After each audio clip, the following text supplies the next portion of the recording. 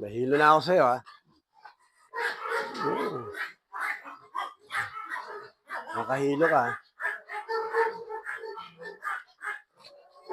Yan.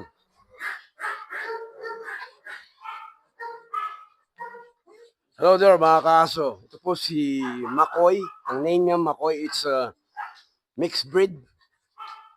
Ito, mukhang mapapalaban ako ito. Mukhang pahirapan to. Kahit sa training, sa leash training pa lang.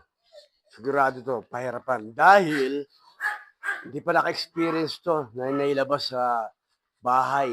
Hindi pa na-evoke mula ng puppy. Yan ang pagkakalam ko. Kaya,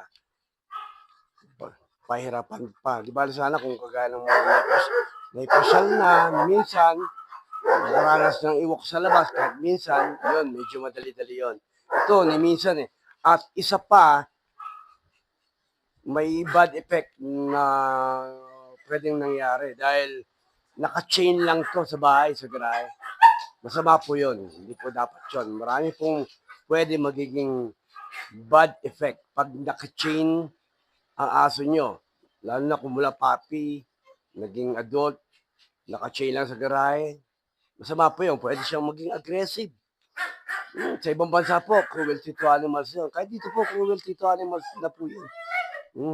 If I'm not mistaken, sa US, pag nakita ka ng mga animal police na naka-chain yung aso mo, wawarningan ka ng 1 week. Pag naka-chain pa rin, kukumpiskay nila, ganun po yun. Cruelty to animals na po, pag naka-chain lang sa bahay nyo. Kaya dapat po, i-cage nyo man lang. At least sa cage, wala siya nararamdaman na naka-chain siya, na nakatali. Dapat natatali lang siya pag iwawalk nyo or itatrain. Makoy, huwag mo ko pahirapan, ha? Para hindi ako lugi sa'yo. Saka medyo hindi pa natin sure, baka may tinatago to. Ha? Nakita natin, mabait naman. Ha? Hindi naman magat, walang natin. Ha? So, banding muna, todo banding to. Ha?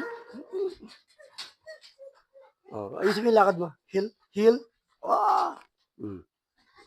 Heel.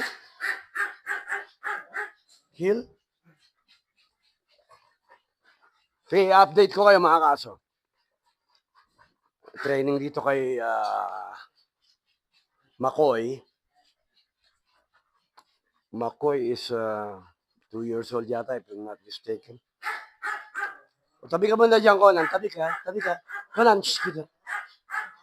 Magkaharang-harang dyan. O,